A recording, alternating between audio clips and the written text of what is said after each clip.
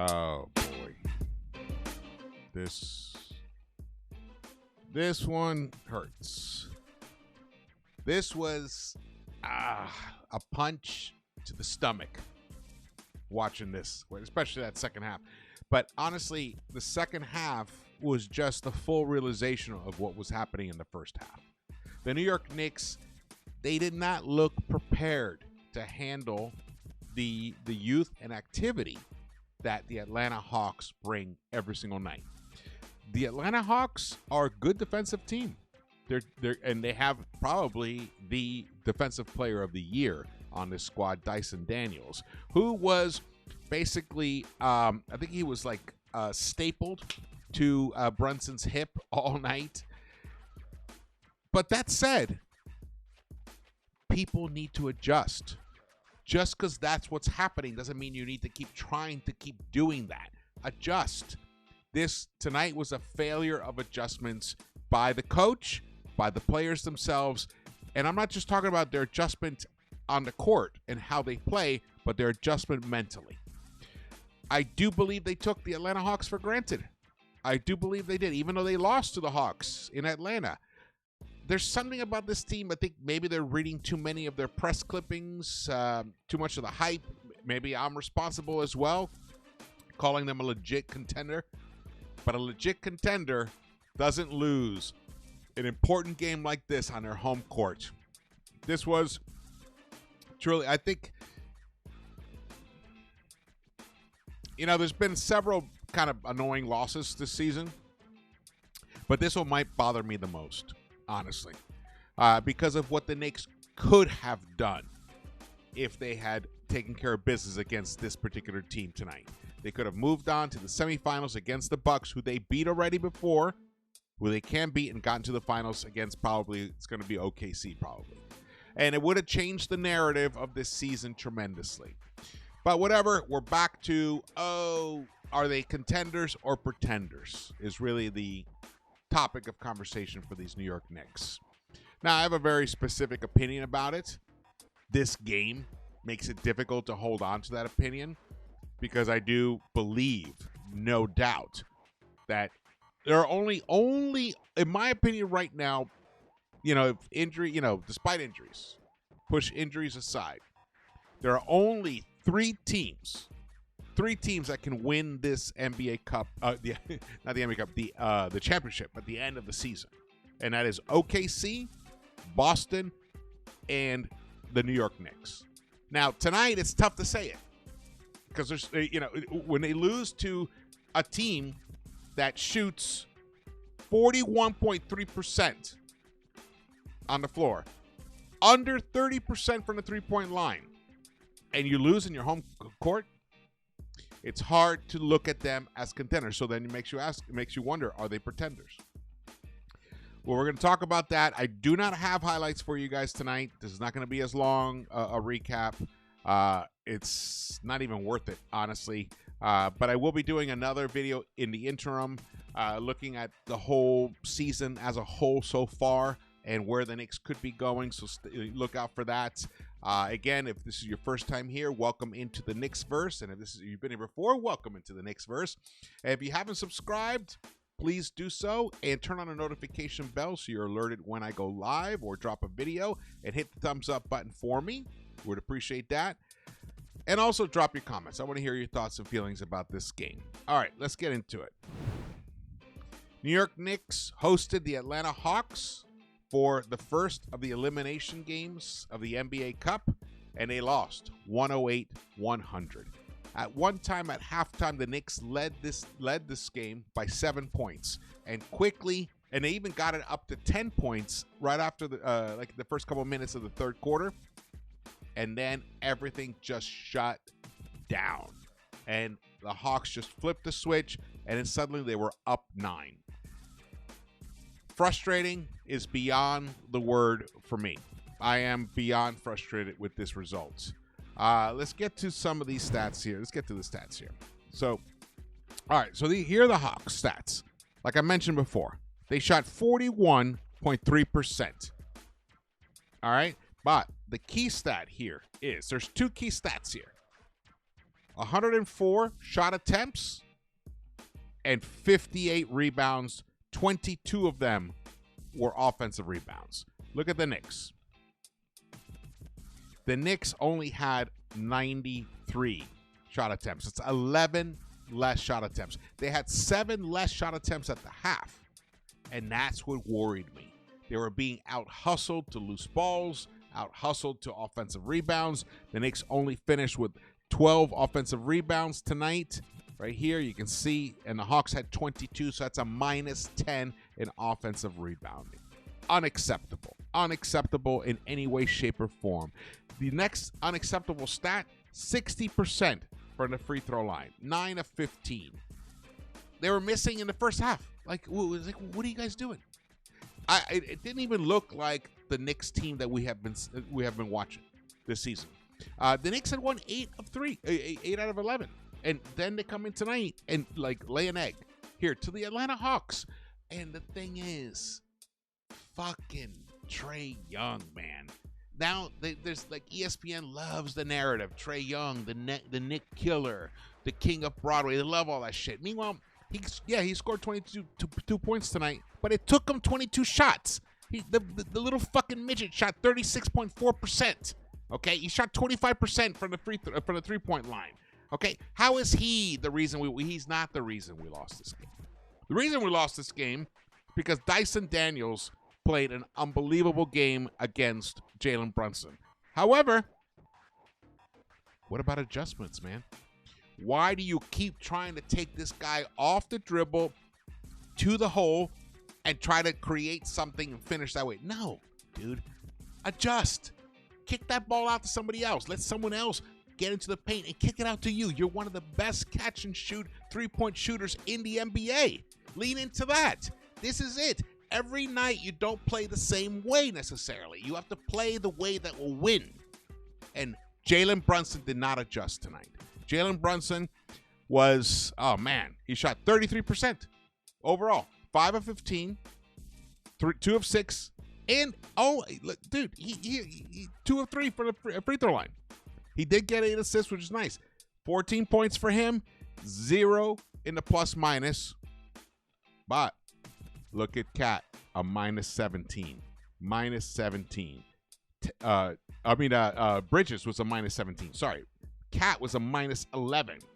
Bridges, this is very interesting to note.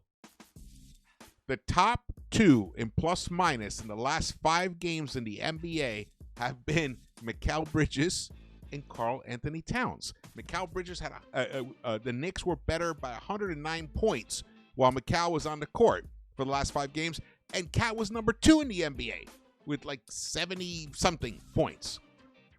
Tonight, they were the 2 worst in plus minus, and it's because they were exploited. Cat ended up fouling out. He picked up his 4th foul really early on. He had to sit. Then he picked up his 5th. Actually, he picked up his 5th foul. And then, boom, he's out of the game. And we desperately need Karl Anthony Towns right now. We don't have somebody else who we can slot in there. Look at Jericho Sims played less than 2 minutes. Ariel Hawkporty got injured today going to G League. It's the whole thing, sending them to Westchester to play in the G League today and then bringing them back to play with the Knicks, like idiotic. Completely idiotic. Guys like Dadier, Colette should be available to play. But no. I don't know why the Knicks chose to do that, but whatever. It didn't necessarily cost them this game, but it limited their opportunities of who to turn to. And then Porty's gone. So we don't know how long. He'll be gone for a while now. The rebounding story was atrocious today. The Knicks were out-rebounded here. Let's get to the game stats here, the charts. This tells the story in a better way. Look at this. The Knicks led this entire game. They were not behind for 2.5 quarters. But the final quarter and a half was a complete annihilation. Look how the lead that the Hawks were able to build was much bigger than the lead the Knicks could ever build. They reached a 14-point lead. Our biggest was 12 points. Oh, boy. And here we go. Look at these team comparisons here. Knicks out-rebounded by 9.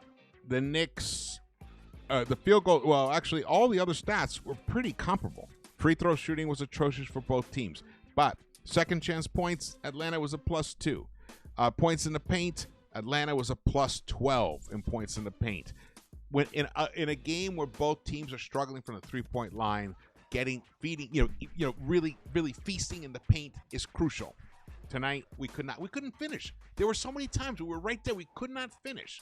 Now, in most of those instances, I wouldn't say it was the Hawks' defense that was keeping the Knicks from not finishing. I think it was lack of focus that was keeping them from finishing around the hoop. There were times where the Hawks, I want to give the Hawks credit. Hawks are a very good defensive team. I don't know what their actual yearly stats are right now, but from what I've watched in the past 2 games against the Knicks, and I've watched them a couple other games as well, they have a good defensive team. Guys like Jalen Johnson are active out there. Dyson Daniels, who I've already mentioned before, he definitely is going to be an all-defensive team, first team, and he might even be Defensive Player of the Year. They have Okongwu's a decent defender. DeAndre Hunter can always come out and hurt you off the bench. Look, he was the leading scorer for the Hawks tonight with 24 points. And our leading scorer was Josh Hart, 21 points tonight. You know, things aren't going right when Josh Hart is our leading scorer. It's just not the way our team is constructed. And also, his 3-point shot is looking amazing right now. But the major difference here is, now you look at those additional, what do they have, an additional 11 shot attempts, 11 or 12 shot attempts than the Knicks had. But also look at the fast break points down in the bottom right oval right there. 20-10, a +10. Knicks lost by 8. That was the difference in the game. Knicks transition defense continues to struggle. Continues to struggle tonight. And sometimes it was because on our end, a Knick would go up to try to finish at the hoop. You know, he'd fall into the camera people underneath the hoop. 2 other Knicks are battling for the rebound. It pops over to a Hawk and it gets kicked out immediately to whoever's break on the break, and immediately it's a 2-on-1 on the other end, or even just a 1-on, just a fast break by themselves. And that's why they were able to collect a +10 in fast break points tonight. I'm very, very disappointed with this result here. It's not going to sit well for quite a while, especially. I don't think the Knicks play. I think we play the Orlando Magic next. I believe that game is on Sunday. I'm not sure with the schedule. You know, with this NBA Cup, things change pretty quick. Oh man! All right, let's get back to this. We'll go back to our regular stats here. As you can see, Bridges did give us 19 points, but he wasn't efficient on the other end defensively. OG Anunoby struggled mightily from the 3-point line, only 1 of 9, and Bridges 1 of 5. That's a combined 2 for 14 from our, wing stop, trio, right? Our wing stop guys. If it weren't for Hart shooting 3 of 5, our wing stop trio would have been completely atrocious tonight. But OG and McCall, I don't understand how they ended up there, but they did. We're just gonna have to deal with that for now. You could just chuck this up as being an off night for the Knicks. And sometimes teams come out and they don't quite match the energy that they need to, and they're playing catch up the whole time. And it was weird because the Knicks were leading for 2.5 quarters of this game, but it didn't feel like it. The Knicks probably, at times, the Knicks were up 7. They were up 6. They were up 9. I think they even got up to 11 or something. They could have easily been up 20, 24, because the Hawks were shooting terribly in the first half. And the fact that they didn't have that lead in double digits going into the half really made me worry. And that third quarter completely turned it around for them. The Knicks were outscored 34-18 in that third quarter. Wow. Then, let's go back to this. Look over here in the line score. The New York Knicks won 3 out of the 4 quarters tonight, but they lost the third quarter. in such a humiliating fashion. They lost it by 16. And that really was the whole game. Wow. Only one lead change. Once the lead changed, that was it. The Hawks held on to it. You know, again, I tip my cap to the Hawks. Their defense is very high level. The New York Knicks need to match that intensity when they're going up against opponents like this. I'm hoping that the positive that comes out of this is that the Knicks just look at themselves in the mirror, look at each other, and realize that they cannot just win every night by outshooting their opponents. They have to deliver on the defensive end. Now, I will say, holding an opponent to 108 points and to what they hold the Hawks to 41.3% from the field and 29% from the three-point line, you win. You win 9 out of 10 games if you play like this. If you're the Knicks, tonight was the 1 out of 10 where you lost. So it's not like that the defense wasn't there. The problem was that they let themselves get too rattled on the offensive end. They were pushed out of their regular schemes, and they didn't go and hunt other methods of scoring. They kept trying to go back to what normally works for them. Tonight it didn't. Ah, man, am I frustrated by this loss. Damn.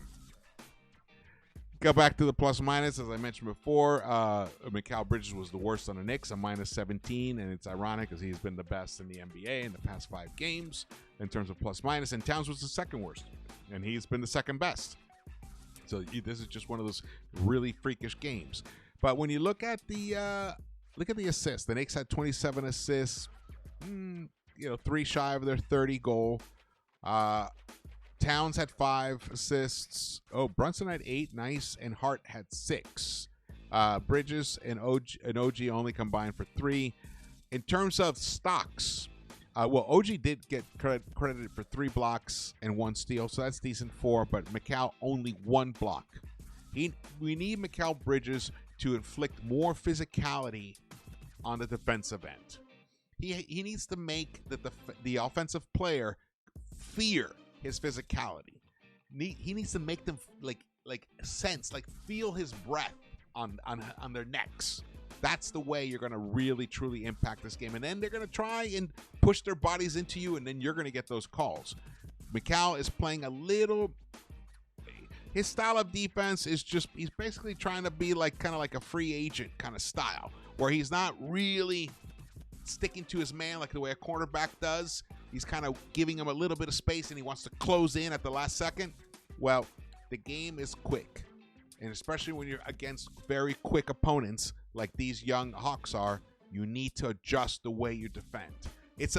Tonight's game was a lack of adjustments, and it does bring into question whether these Knicks can address those adjustments in time to legitimately become the contenders that they are.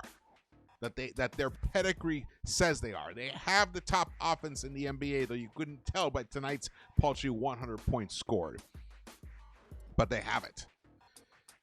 Hi, man, I'm so fucking annoyed by this. So annoyed by this loss, man. This is truly I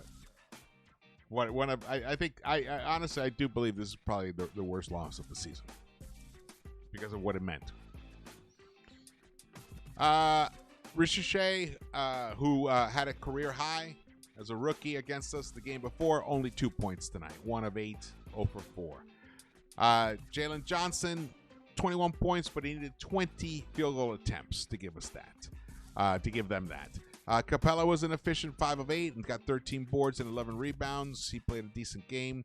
Trae Young, 22 points, 11 assists for him, but it took him 22 field goal attempts, so nothing really to write home about. Same with Dyson Daniels. So when it comes down to it is the starting unit got their asses pretty much, I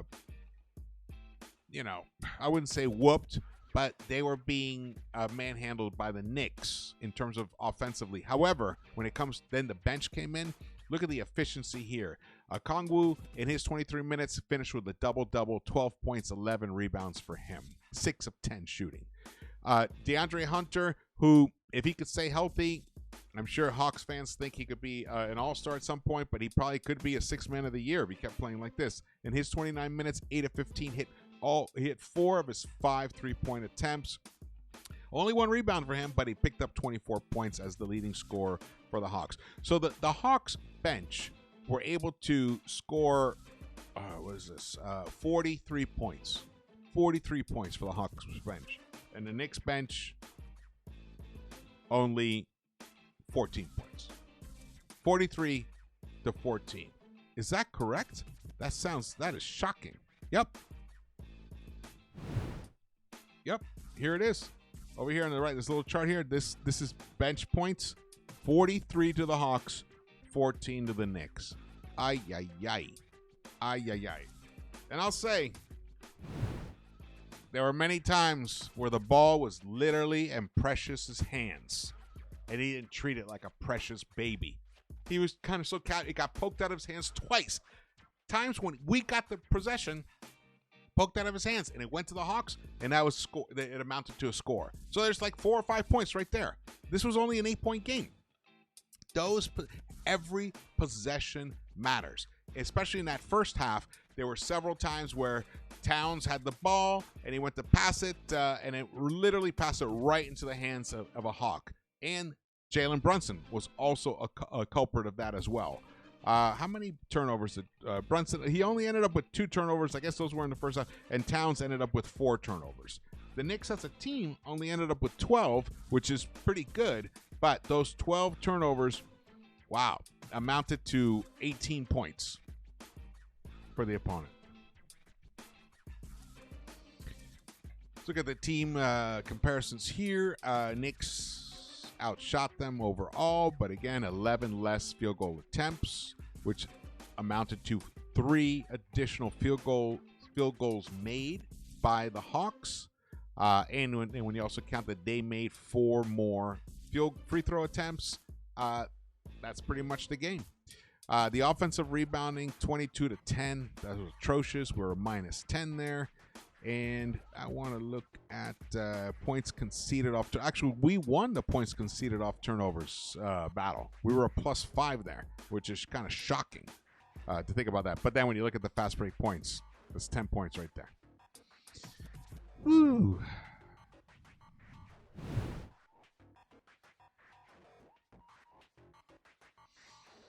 Are the Knicks contenders or pretenders?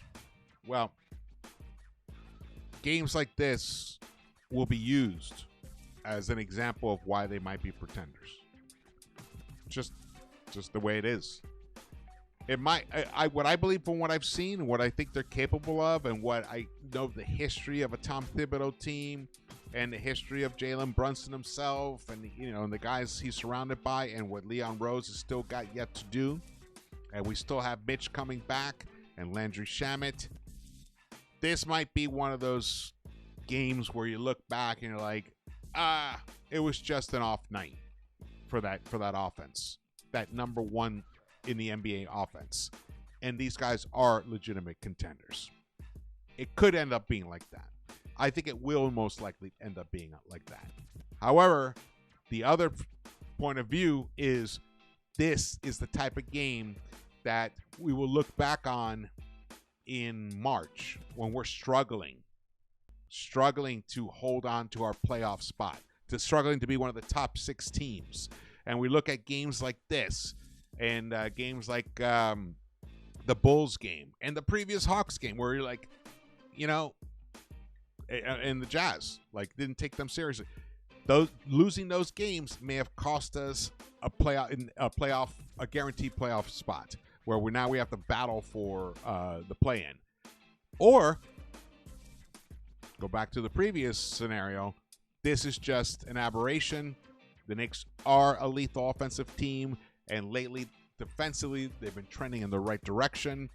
They moved from the bottom, like they were like the 25th defensive rating team at one point. They've kind of crept up to 16th or 17th or 16th. And even tonight, even though they lost tonight, the defensive rating is gonna hold. It's gonna actually work in their favor, because 108 points, you hold an opponent to 108 points, you're doing a pretty good job in general. So I think this is just I think this is an outlier game. But not an outlier game per se, but I don't think this game is indicative of who this team is going to be. But they have to start proving it to us on the court on a consistent basis. They had of late. Like I mentioned, I think they've won 8 of their last 11 games or something like that. It's one of those things. I do believe that Thibs' rotations were poor tonight. He kept Brunson out of the game a little too long, I thought, in that the second half. I do think that Towns should have been basically kind of iced for a little bit longer when he had that 5th foul. He ended up picking up the 6th foul because he wasn't effective defensively at all when he came back into the game. And maybe you couldn't turn to Hawk Porty, so maybe you turn to Sims again. But Thibs chose not to do that. He chose to go with Precious, and Precious did not really live up to what we needed him tonight. Even though he did pick up 5 rebounds in this 18.5 minutes, only 2 points for him. He coughed up the ball. They only have 1 turnover here, but I saw him give up the ball 2 or 3 times. So there's that. All right. I will be doing an analytical video on the Knicks as of where they're at right now. This was the end of game 25. I'm going to do a snapshot look at that in the next couple of nights because I don't think the Knicks play until Sunday again, unless I'm totally wrong. But either way, I'll correct that. All right, thank you so much for watching this. Again, my name is George. Please subscribe, share this video, hit the thumbs up button for me, and drop your comments. I want to hear your thoughts and feelings about this. All right, I will see you around the Knicks-Verse.